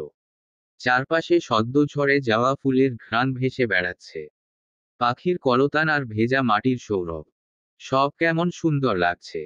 অভি মেয়েটির মুখটা উঁচু করে দুহাতে আবদ্ধ করে নিল। বেশ সময় নিয়ে দেখে নিচ্ছে নিজ প্রিয়তমাকে। 5 বছরের তৃষ্ণা এক রাতের দর্শনে কি শেষ হয়? উর্ষির সিক্ত দুটি চোখ। মাত্রই তার বাবা এলেন, পলের কল এসেছে। ব্যক্তিটা এক জীবনে উর্ষির খুব প্রিয় ছিল। তবে এখন বড় তিক্ততা অনুভব হচ্ছে। ভদ্রলোক কার থেকে নাম্বার পেয়েছে আসলেই জানা নেই উর্ষির। প্রথমে কল পেয়ে যতটা খুশি হয়েছিল এখন ঠিক ততটাই মন খারাপ হলো। একটা সময় পর এলেন বললেন, নিজ মোমোকে নিশ্চয়ই ভালোবাসো শান। উর্ষি উত্তর করছে না। সে শুনতে চাচ্ছে এলেনের পরের কথাগুলো। তোমার মোমের প্রতি ভালোবাসা থাকলে এখনই ফিরে আসবে তুমি। মনে রেখো, তুমি না ফিরলে তোমার মমের জীবন শেষ করতে 2 মিনিট সময় লাগবে না আমার। নিজ বাবার মুখে এমন ধারার কথা শুনে উর্ষি আঁতকে উঠল। তার দুটি চোখে ভীষণ অবিশ্বাস। বাবা, তুমি এসব বলছো? বেশি কথা বলতে চাই না। আমি সব কিছু পাঠিয়ে দিব, তুমি চলে আসবে। আর যে বাসাতে আছো তাদেরকে কিছু জানানোর চেষ্টা করলে তোমার মমের জীবন শেষ হয়ে যাবে। নাও ডিসিশন ইজ ইউর। এইটুকুই কথা হলো সেদিন। উর্ষি যেন পুরোপুরি ভেঙে পড়ল। কি করবে বুঝতে পারল না। খানিক বাদে একটা ছবি এল। যেই ছবিতে সাবরিয়ার নিথর দেহটা দেখা যাচ্ছে। এক্সিডেন্টের পর আর কথা বলতে পারেননি তিনি। কোমায় চলে গিয়েছেন। উর্ষির ঘোলাটে চোখে অন্ধকার নেমে এসেছে। ভীষণ কান্না পাচ্ছে তার। বারবার অভির কথা স্মরণ হচ্ছে। এদিকে মায়ের জীবন, অন্যদিকে বাবার বদলে যাওয়া। সব যেন ওকে কয়েক ধাপ পিছিয়ে দিচ্ছে। সেদিন রাতে অভি ফিরতে লেট করেছিল। সারাটা রাত চিন্তা করেছে উর্ষি। তারপর সিদ্ধান্ত নিয়েছে ফিরে যাবে। মায়ের জীবন বাঁচাতে হলে তাকে যেতেই হবে। অভিরাজ উর্ষির দিকে তাকিয়ে। সে এত সময় ঘটনাগুলো জানতে না চাইলেও এখন বেশ আগ্রহ পাচ্ছে। মনে হচ্ছে সবটা জানা জরুরি। একটু নয়, অনেকটা জরুরি। উর্ষি বৃষ্টির ঝরে যাওয়া দেখছে। গাছের পাতা থেকে টপ টপ করে পানি পড়ছে। এখন প্রায় শেষ রাত্রি। পূর্ব আকাশে কিছুটা আলোর দেখা মিলছে। অভি তার বরাবর এসে দাঁড়ালো। হাত দুটো শক্ত করে চেপে বলল, তারপর কি হয়েছিল উস্সি? তোমার তো স্লোভেনিয়ায় যাওয়ার কথা ছিল। স্লোভেনিয়ায় গেলে আমায় ঠিকই খুঁজে নিতেন আপনি। তাই পাপাকে বলেছিলাম ডেনমার্ক আর স্লোভেনিয়া দুটো টিকেটই পাঠাতে। আর এয়ারপোর্ট থেকে ক্যামেরাবন্দি হয়ে ইচ্ছে করেই পালিয়ে যাই যাতে করে আপনি আমায় ঘৃণা করতে পারো। আর কখনো আমায় না খুঁজেন। সব সময়ের জন্য ভুলে যান আমাকে। এতগুলো কথা বলার সময় উস্সির শরীরে অদ্ভুত রকমের কম্পন দেখা গেল। তার ছোট্ট শরীরটা নড়ছে কেমন। অভি ভরসা দিতে ঘনিষ্ঠ হয়ে দাঁড়ালো। আর কিছু জানতে চাই না উস্সি। এখনো তো আসল ঘটনাই জানাইনি আমি। ঘটনার আরো অনেক বাকি অভিরাজ। গত 5 বছরের যন্ত্রণাগুলো শুনবেন না। শুনতে চাই না মেয়ে। তুমি আমার কাছে আছো এটাই সব থেকে বড় সত্য। মৃদু হাসল উস্সি। তবে থামল না। নিজ জীবনের ঘটনাগুলো বলার প্রয়াসের বলল, অর্ধেক ঘটনা ভয়ঙ্কর হয় মিস্টার রাগী। অতীত স্মরণ করে তুমি যে কষ্ট পাচ্ছ রেইন। তবু স্মরণ করতে হবে। আমৃতত্ব অবধি এ যন্ত্রণা বহন করতে হবে আমায়। অসহায় চোখে তাকালো অভিরাজ। পূর্ব আকাশে সূর্য উঠে গিয়েছে। চারপাশে ভেজা মাটির সৌরভ ভাসছে। মেয়েটা অসুস্থ। দাঁড়িয়ে থাকতে কষ্ট হচ্ছে। অভি সেটা লক্ষ্য করে চেয়ার এনে দিল। উস্সি কিছু সময় পর বসল। চোখ বন্ধ করে সকালের মিষ্টি সমীরণ অনুভব করছে। শুরুর ঘটনা যতটা সহজ মনে হচ্ছে শেষটা আসলেই অতটা সহজ নয়। একটা করুণ স্মৃতি আমাকে বয়ে বেড়াতে হবে। আপনি কি এক গ্লাস পানি এনে দিবেন আমায়? তৎক্ষণাৎ পানি এনে দিল অভিরাজ। মেয়েটার শরীর খারাপ করছে। অভি নিচু হয়ে বসল। হাত দুটো তার শক্ত হাতের মুঠোয় নিয়ে শুধাল, শরীর খারাপ লাগছে? এ প্রশ্নের জবাব মিলল না। উস্সি পানি পান শেষ করল। তৃষ্ণাটা মিটেছে এবার। অভির মসৃণ গালে হাতের স্পর্শ করে ফের গুটিয়ে নিল হাতটা। ডেনমার্কে এসে নিজের জীবনের সবচেয়ে খারাপ সময় পার করেছি আমি। পাপার লোকেরা এসে ডেনমার্কের এয়ারপোর্ট থেকে আমায় নিয়ে যায়। আমি পাগলের মতো কাঁদতে থাকি। একদিকে ভালোবাসা হারানোর শোক, অন্যদিকে হসপিটালের বেডে পড়ে থাকা আমার অর্ধমৃত মম। অভিরাজ বুঝল উস্সিকে থামতে বলেও লাভ নেই। মেয়েটির অন্তরে বড় দুঃখ জমেছে। সেগুলো বের না করা অবধি শান্তি মিলবে না। সে চুপ করে থাকলেও উস্সি চুপ নেই। সে বলছে, মমের বেঁচে থাকার আশাটা ছিল খুবই ক্ষীণ। তবে মেয়ে হিসেবে আমি আশা হারাতে পারিনি। আমি ধর্মীয় শিক্ষা পাইনি। তবে সৃষ্টিকর্তা মানতাম। তাই সৃষ্টিকর্তার কাছে সব সময় প্রার্থনা করেছি। অথচ ভাগ্যের বেশি কিছু হয় না। তিনি আমার ভাগ্যে এতিম হওয়াটাই লিখে রেখেছিলাম। কি অদ্ভুত জীবন। ওর কথাগুলো শুনতে কষ্ট হচ্ছে অভির। মনে হচ্ছে বুকের ভেতরটা একটু একটু করে ক্ষত হচ্ছে। সে তার শক্তপোক্ত বিশাল হাতে আবদ্ধ করে নিল মেয়েটিকে। ছেলেটার উষ্ণতা পেয়ে গুটিসুটি মেরে রইল যুবতী। গত 5 বছরে আপনি বড় কষ্ট পেয়েছেন তাই না অভিরাজ? তোমাকে পাওয়ার জন্য আমৃত্যু অবধি কষ্ট পেতেও দ্বিধা নেই উস্সি। অথচ আপনার এত ভালোবাসা ছেড়ে এসেছি আমি। এর পেছনের কারণগুলো তো বললেই। উল্টো আমার অপরাধবোধে হচ্ছে। তোমার কঠিন সময়গুলোতে সঙ্গ দিতে পারিনি। আপনার তো কোনো দোষ নেই। দোষ আমার আর আমার ভাগ্যের। এ কথা বলবে না মেয়ে। তোমার ভাগ্য খারাপ নয়। শুধু খারাপ সময় যাচ্ছে। উস্সি খানিক বাদে অভির বুক থেকে মাথা তুলল। ক্ষণে ক্ষণে তার উষ্ণ শ্বাস পড়ছে। ডেনমার্কে আসার পর পাপার সাথে আমার দেখা হয়নি। সে সব সময় ভিডিও কলেই কথা বলেছে। মমের চিকিৎসা চলছিল। আদৌ চলছিল কি না সন্দেহ ছিল। মমকে আসলে একটু একটু করে মেরে ফেলা হচ্ছিল। কাউকে জানানোর কোনো অপশন ছিল না আমার কাছে। তখন মনে হচ্ছিল কেন আমার কোনো সুপার পাওয়ার নেই। যেই সুপার পাওয়ারের সাহায্যে মোমোকে উদ্ধার করা যাবে। ধ্বংস করা যাবে নিকৃষ্ট মানুষগুলোকে।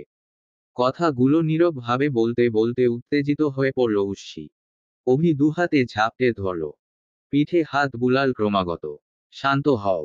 এসব পরেও শোনা যাবে। এখন ভেতরে আসো। বারান্দা থেকে ভেতরে এলোরা। উস্সিকে বেডে শুইয়ে দিতে চাইলেও মেয়েটা বসে রইল। খানিক বাদে তার শ্বাসের গতি ঠিক হলো। দুচোখ টলমল করছে। কেন এমন হলো অভিরাজ? নিজেকে নিয়ন্ত্রণ করো উস্সি। ব্রেইভ গার্লরা কখনো নিয়ন্ত্রণ হারায় না। আমি ব্রেইভ নই। আমি হচ্ছি সেই মেয়েটি যে পৃথিবীর সবথেকে বোকা আর ভীতু। যে নিজ ভালোবাসার সাথে ছলনা করেছে। বাঁচাতে পারেনি মমকে। এমনকি বন্ধু কোকোর প্রাণ ও সংশয়ে ফেলে দিয়েছি। এত কষ্ট হচ্ছে অভির। সে কিছুতেই মেয়েটাকে বুঝো দিতে পারছে না। প্রকৃতপক্ষে বুঝো দেওয়ার মতো পরিস্থিতিই নেই। একটু কাছে আসবেন। অভি কাছে আসতেই দুহাতে জড়িয়ে ফেলল উষ্ণি। ওর মুখটা ছেলেটার পেটের মধ্যে ডুবানো। গরম নিঃশ্বাসগুলো উৎপাত চালাচ্ছে। মেয়েটির মসৃণ চুলে হাত গলিয়ে দিল অভিরাজ। একটা ভালো লাগা এসে ছুঁয়ে গেল উষ্ণিকে। সে উত্তাল সমুদ্রের শান্ত ঢেউ হয়ে নুয়ে রইল। সময় তখন খুব বেশি নয়। সকালের কিছু প্রহর গত হয়েছে। অভি নাস্তা আনতে গিয়েছিল। এসে দেখল ঘরের চারপাশ লণ্ডভণ্ড হয়ে আছে। উষ্ণি উন্মাদের মতো আচরণ করছে। তার শরীরে পোশাক এলোমেলো। চুলের ঠিক নেই। চোখ মুখের ভয়ঙ্কর অবস্থা। অভি এসে ঝাপটে ধরল মেয়েটিকে। যেই ছেলেটার জড়িয়ে ধরায় সব থেকে বেশি সুখ মিলত সেই জড়িয়ে ধরাটাই যেন আজকাল হলো। মেয়েটি ধাক্কা দিয়ে সরিয়ে দিল ওকে। চারপাশে কি যেন খুঁজে চলেছে। আর সেটা না পেয়ে উন্মাদের মতো কান্নাকাটি করছে। অভির দুটি নয়ন বিচলিত হয়ে পড়েছে। সে কি করবে বুঝতে পারছে না। মেয়েটিকে ধরতে গেলেই কেমন করছে যেন। একটু পরপরই চুল টেনে চলেছে। এমন একটা আচরণ করছে যেন সর্বাঙ্গ জ্বলে যাচ্ছে। ওর আর্তনাদ আর নেওয়া যাচ্ছে না। অভি ছুটে এসে ফের ঝাপটে ধরল মেয়েটিকে। মাথাটা বুকের মধ্যে চেপে ধরে বলল, শান্ত হও। কিছু হয়নি। সব ঠিক হয়ে যাবে। সব ঠিক হলো না।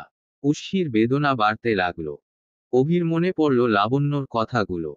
মেয়েটি নিয়মিত ড্রাগ সেবন করত। মেডিকেল রিপোর্টও তাই বলছে। হুট করেই উষ্ণি শান্ত হয়ে গেছে। অভির বুকের ভেতর ধক করে উঠল। সে চটজলদি মেয়েটিকে নিজের দিকে ঘোরাল। কিন্তু ততক্ষণে দেরি হয়ে গেছে। উষ্ণি তার হাতের শিরা কেটে ফেলেছে। দু চোখে যন্ত্রণা। অভি যেন কিছুই বুঝতে পারছে না। উষ্ণির যন্ত্রণা ভরা মুখশ্রীতে অজস্র চুম্বন করল অভিরাজ। প্রিয়তমাকে মৃতত্ব কোলে ঢলে পড়তে দেখে অভি যেন হারিয়ে ফেলল সবটা। ওর আচরণ 4 বছরের সেই শিশুটির মতো হয়ে গেল। ভীষণ আর্তনাদ করার ইচ্ছে হচ্ছে। অথচ বুকের ভেতরটা গুমোট হয়ে রইল। আসছে না কান্না। শেষ বেলায় এসে উষ্ণি বলল, আমি থাকি বা না থাকি সর্বদা তুমি থেকে যে অভিরাজ। কল্পনায় এসে জড়িয়ে ধরো। ভালোবাসায় ভরিয়ে দিও। বৃষ্টি হলে ভিজে নিও। মনে রেখো বৃষ্টি ভেজা আলাপন। বউ সেজে বসে আছে রত্না। সে সুন্দরী। একটু নয় বেশ সুন্দরী। লাল রঙের শাড়িতে তাকে আরো বেশি সুন্দর দেখাচ্ছে। অনেকটা লাল গোলাপের মতো। মেয়েটি কিছু দিন হলো পড়াশোনা শেষ করেছে। এই জীবনে তার ভালোবাসার গল্পটাও অপূর্ণই রয়ে গেল। এত বছর ধরে চেষ্টা করেও ঈশানকে পেল না সে। শেষ বেলায় এসে অন্য কাউকেই বিয়ে করতে হচ্ছে। সিনহা বাড়ির সকলে এলেও ঈশানের দেখা পাওয়া গেল না। সে আসেনি। রত্না ছেলেটার নাম্বারে কল করল। রিসিভ হলো। সেই সাথে শোনা গেল দীর্ঘশ্বাস। আপনি কোথায় আছেন? বরযাত্রী আনতে যাচ্ছি। মানে? মজা করে বললাম। আসছেন না কেন? আসবো না। তাহলে আমি কিন্তু বিয়ে করব না। দেবদাস হয়ে যাবে। আমার মতো। ও না, তুমি কেমন করে দেবদাস হবে? তুমি তো দেবদাসী হবে। ওর এই রসিকতায় রত্নার চোখে জল চলে এল। আর কথা হলো না ওদের। রত্নার বর এসে গেছে। দেখতে ভালো। টাকা পয়সারও অভাব নেই। তবে রত্নার মনের আক্ষেপটা বুঝি রয়ে যাবে। বেদনাটা কখনোই ছোট করে দেখার বিষয় না। ছোঁয়ার চোখে মুখে অন্যরকম দুটি। তার কোলে ফুটফুটে ছেলে সন্তান। বাচ্চাটার বয়স 3 মাস হলো। বিয়েতে আসার কথা ছিল না। কিন্তু অলোকও ছাড়ছিল না। ওর ধারণা ঘোরাফেরা করলে ছোঁয়ার মন ভালো থাকবে। তাছাড়া রত্না দেশের বাহিরে চলে যাচ্ছে। বিয়ের পর আর দেখা করার সুযোগ নেই। ঈশান একটা দীর্ঘশ্বাস ফেলে বাড়ির ভেতর প্রবেশ করল। সে এত সময় বাইরেই ছিল। দূর থেকে ছোঁয়াকে দেখে চলেই যাচ্ছিল, তবে কি মনে করে যেন এল আবার। অলোকের সাথে ছোঁয়ার সম্পর্কের উন্নতি ঘটেছে। ছেলেটা ছোঁয়াকে অনেক বেশি ভালোবাসে। যদিও ওর ভালোবাসার শুরুটা ভালো ছিল না, তবু বলতে হয় ছোঁয়ার প্রতি ওর অনুভূতি ভোরের আলোর মতোই স্নিগ্ধ, সুন্দর। বাচ্চা হওয়ার পর ছোঁয়ার ওজন কিছুটা বেড়েছে। সেই সাথে বেড়েছে সৌন্দর্য। মেয়েটি অনেক সময় ধরে বাবুকে কোলে নিয়ে পথ চলছে। অলোক কাছে এসে বাবুর গালে বৃদ্ধাঙ্গুল ছোঁয়াল। বাবুর খিদে পাওয়ার কথা। অনেক সময় হয়েছে। ফিডিং করাতে হবে। দাঁড়াও দেখছি। চারপাশে অনেক মানুষজন। ছোঁয়া বাবুকে নিয়ে একটা কর্নারে এসে দাঁড়ালো। তার ঠিক পেছনে ছিল ঈশান। বাচ্চাটাকে দেখে যেমন ভালো লাগা কাজ করছে ঠিক তেমনই কষ্ট অনুভব হচ্ছে। ওর চোখের কোণে জল নেমে এসেছে। অলোক এসেই দেখল ঈশান পেছনে দাঁড়িয়ে। ছোট ছোট শব্দে বাবুর সাথে কথা বলছে ছোঁয়া। ঈশানের সাথে অলোকের চোখাচোখি হলো। ঈশান নড়ল না। অলোকও কিছু বলল না। পেয়েছো? হ্যাঁ। দোতলার ঘর খালি আছে। বাবুকে একটু ধরো তো। দাও। দেখি আমার বাবাটা। খিদে পেয়েছে বাবা। এখনই মাম্মা খাওয়াবে তোমায়। আমার সোনা ছেলে। কথা বলতে বলতে এগিয়ে গেল অলোক। ছোঁয়া ভুলে ফোন রেখে চলে যাচ্ছিল। পেছনে ফিরতেই ঈশানকে নজরে এল। তার ভেজা দুটি চোখ। ছোঁয়ার ভেতরে উত্তাপ ছড়িয়ে গেল। তবে চোখে জল এল না। পরিস্থিতি বদলে গিয়েছে। একটা বাচ্চা ওর জীবনের সমস্ত ব্যথা ভুলিয়ে দিয়েছে। আসলেই ভালো আছে সে। উস্সির মা বাবার সমাধিতে ফুল রাখল মার্কো। উস্সির বান্ধবী সে। ডেনমার্কে আসার পর সমস্ত সুখ দুঃখের সখী ছিল মেয়েটি। অভিরাজ শব্দহীন ভাবে দাঁড়িয়ে। মার্কো বেশ সময় নিয়ে দোয়া পড়ল। তারপর অভিরাজের কাছে এসে দাঁড়ালো। ছেলেটার দৃষ্টিতে রিক্ততা। কোটরে যাওয়া চোখ। সব কেমন অদ্ভুত হয়ে গেল। উস্সিকে ছাড়া আজ 8 মাসেরও অধিক সময়। এই 8টা মাস অভির জীবনই বদলে দিল।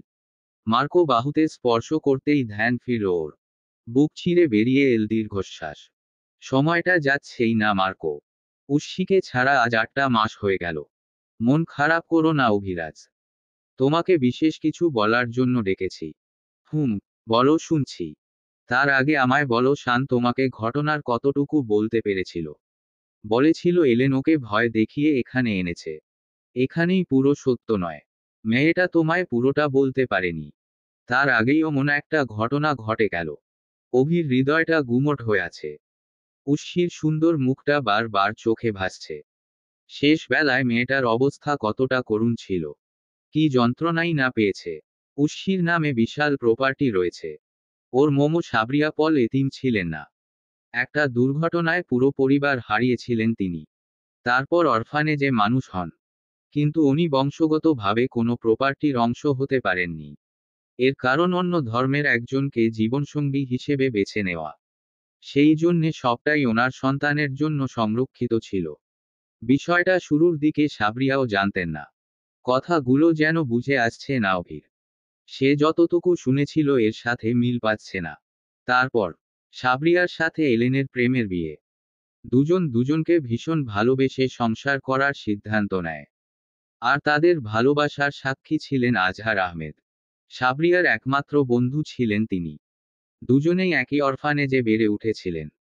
আজহার নামটা শুনে একটু অদ্ভুত লাগলো অভিরাজের।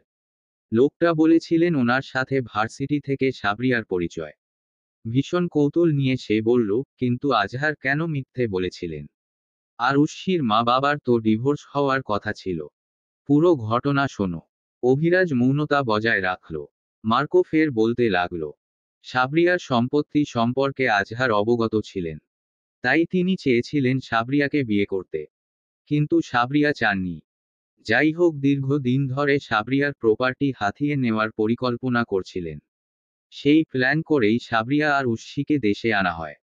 ততদিনে এলেনের সাথে সাবরিয়ার সম্পর্ক খারাপ যাচ্ছিল। এলেনকে বিশেষ ধরনের ড্রাগ সেবন করানো হতো। যার ফলে এলেন আজহারের বশে চলে আসে। সাবরিয়া চায়নি এলেনের সাথে ডিভোর্স হোক। তাই দেশে আসে। প্ল্যান অনুযায়ী প্রপার্টির পেপারে সাইনও করে ফেলানো হয়। আর সেদিনই সান হারিয়ে যায় আর সাবরিয়ার দুর্ঘটনা ঘটে। সমস্ত প্রপার্টি নিয়ে আজহার চলে যায়।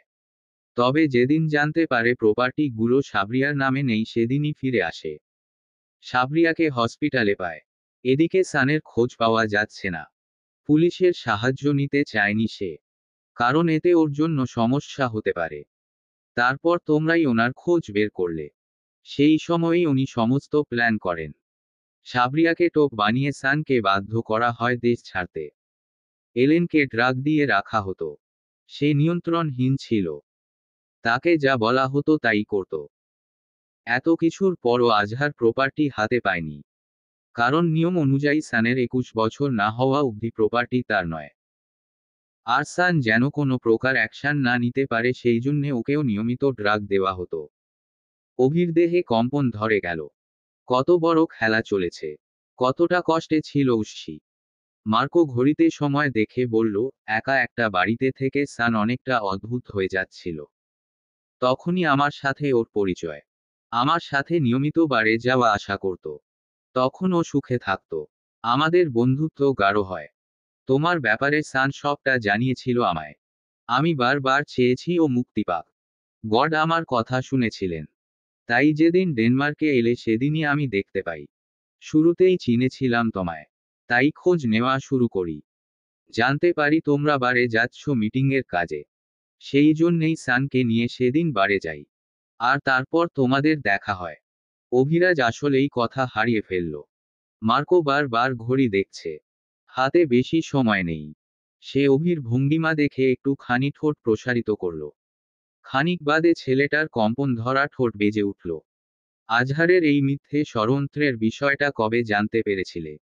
সান ডেনমার্কের বাড়ি থেকে চলে আসার আগের দিন রাতে। ও খুব বেপরোয়া হয়ে গিয়েছিল। কারণ দীর্ঘদিন ধরে সাবরিয়ার সাথে দেখা হচ্ছিল না। কেন দেখা হচ্ছিল না? মৃত মানুষের সাথে কিভাবে দেখা হবে? অভির পুরো শরীর কেমন করে উঠল। সে অত্যন্ত আবেগঘন হয়ে বলল, কবে ঘটেছে এটা? দুর্ঘটনার কয়েক মাস আগে। সঠিক চিকিৎসা না করানোর ফলে সাবরিয়ার মৃত্যু ঘটে। এক করুণ মৃত্যুর স্বাদ নেন তিনি। সেই মুহূর্তে লাবণ্যর কথা স্মরণ হলো অভিরাজের। লাবণ্য বলেছিল উস্সি খুব তাড়াহুড়োই ছিল সেদিন। কিন্তু উস্সি কেন সেদিন পালালো? ও আজহারকে শেষ করতে চেয়েছিল। কিন্তু এসবে তোমাদের জড়াতে চায়নি। বারে আজহারের মিটিং চলছিল। বারের ফুটেজ সানের হাতে রিভলভার দেখেছিলে নিশ্চয়ই। অভি মনে করল, হ্যাঁ সে দেখেছিল। তবে অতটা গুরুত্ব দেয়নি তখন। সান খুব মানসিক চাপের মধ্য দিয়ে চলছিল। কি করছিল বুঝতেই পারেনি। শুধু মনে হয়েছে প্রতিশোধ নিতে হবে।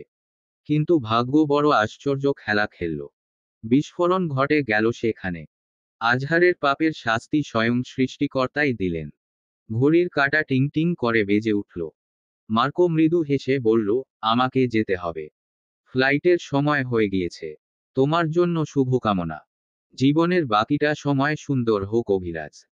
মার্কো চলে যাওয়ার পরই আকাশ মেঘলা হতে শুরু করল। বোধহয় বৃষ্টি নামবে। এদিকে পশ্চিমা আকাশে সূর্য নেমে গিয়েছে। পরিবেশ শীতল। সাথে আসছে মন ভালো করা সুবাস। হুট করেই বেলি ফুলের ঘ্রাণটা নাকে এল। অভির হৃদয়ের ধুকপুক বৃদ্ধি পাচ্ছে। সমাধির পাশে দাঁড়িয়ে আছে বাদামি চুলের শ্বেত রঙা মেয়েটি। তার পরনে আজ হাঁটুসম ফ্রক নেই। সে পরে আছে শুভ্র রঙা শিফনের শাড়ি। হুমায়ুনের আহমেদ বলেছিলেন পূর্ণিমার আলোয় মেয়েরা সাদা শিফনের শাড়ি পরলে নাকি মনে হয় শাড়িটাও চাঁদের আলোয় তৈরি। অভির কাছে মনে হলো শুধু শাড়ি নয়, মেয়েটিও বুঝি চাঁদের আলোয় করা। অভির দু চোখে চিকচিক করছে জল। 8 মাসের দীর্ঘ বিচ্ছেদের সমাপ্তি ঘটেছে। অবশেষে ড্রাগ রিহ্যাবিলিটেশন থেকে মুক্ত হলো উস্সি। ভীষণ যন্ত্রণায় সেদিন নিজের হাতের শিরা কেটে ফেলার প্রয়াস করেছিল উস্সি। তবে সঠিক চিকিৎসার জন্য বেঁচে যায়। তারপর তাকে নেওয়া হয় মাদক মুক্ত করার জন্য। এই যে 8 মাস পর মুক্তি পেল। যে কি না অভির ভালোবাসা। যুবতী তার মা বাবার সমাধিতে প্রার্থনা করে যতক্ষণে কাছে এল ততক্ষণে বৃষ্টি নেমে গিয়েছে। প্রহর হয়ে উঠেছে রাঙা। বৃষ্টির জল আর রাঙা প্রহর মিলিয়ে যেন সৃজন হলো এক প্রহর রাঙা বৃষ্টি ভেজা আলাপন। অভির মসৃণ গালে সিক্ত হাত রেখে উস্সির ভেতরটা শীতল হয়ে গেল। মেয়েটির শরীর থেকে আসা বেলি ফুলের সুবাসটা বড় আকর্ষণ করছে। কাদসম বাদামি রঙা ভেজা চুলগুলো যেন অনন্য সুন্দর।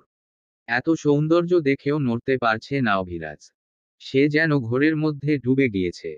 সব কেমন অদ্ভুত সুন্দর হয়ে উঠেছে। বৃষ্টির জলে দুজনেই ভিজে একাকার। মাটির ভেজা গন্ধটা যেন নতুন কিছুর আগমনী বার্তা। উস্সির গোলাপি রঙা ঠোঁট কাঁপছে।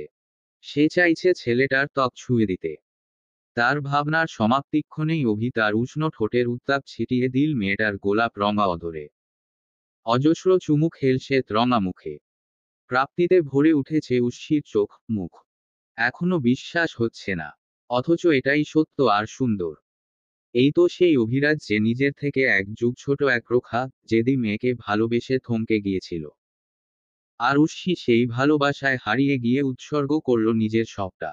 সমাপ্ত। গল্প বৃষ্টি ভেজা আলাপন। লেখনীতে ফাতেমা তুজ নৌশি। অন্তিম